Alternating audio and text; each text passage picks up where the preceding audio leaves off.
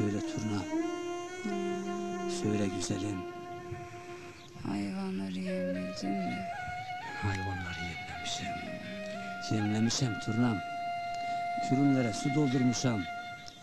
Bostana su aktarmışam. Hiç gözün arkada kalmaz. Eyvallah.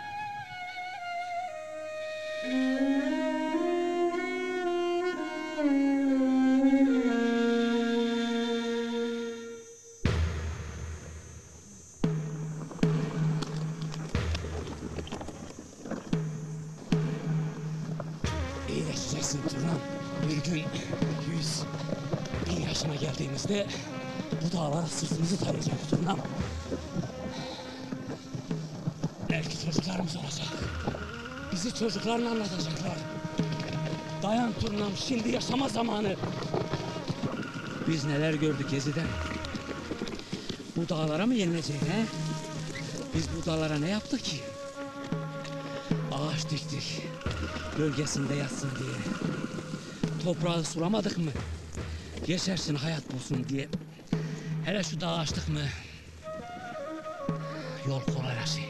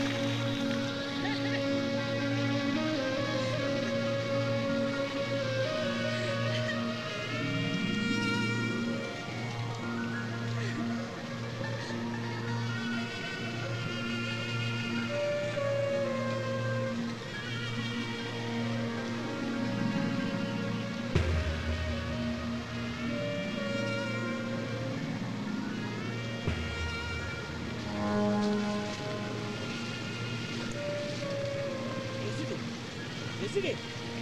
Esiri! Esiri! Esiri!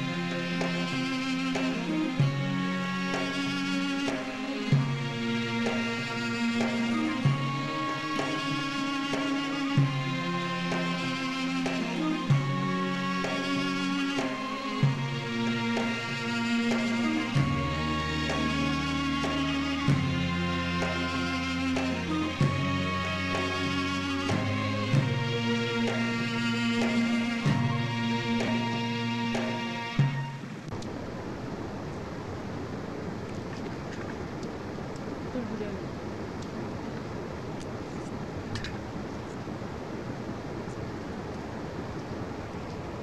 Haydar'ım, Ha. şu iskayası yok mu? Bu çadırı kurmuşuz kuralı, aklıma takılıyor. Niye ki? Ne bileyim, sanki üstüme doğru geliyor. Sanki hep bana bakıyor. Gezide o üst kayasını öyle sıradan bir kaya belleme. Ben de sağa söyleyemem ama hep düşünür dururum.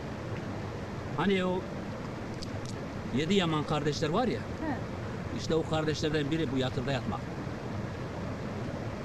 Bu 7 Yaman kardeşlerin babaları puta taparmış. Ama hiçbir kardeş puta tapmayı kabullenememişler. Bir gün babaların olmadığı bir zamanda putları yerle bir etmiş, hep kırmışlar. Sonra babaları bir gün çıka gelmiş, hepsini de öldürmüş. Putları kabullenmeyen halk bu 7 kardeşi 7 kahraman ilan etmiş. İşte o gün bugündür bunlara 7 Yamanlar derler.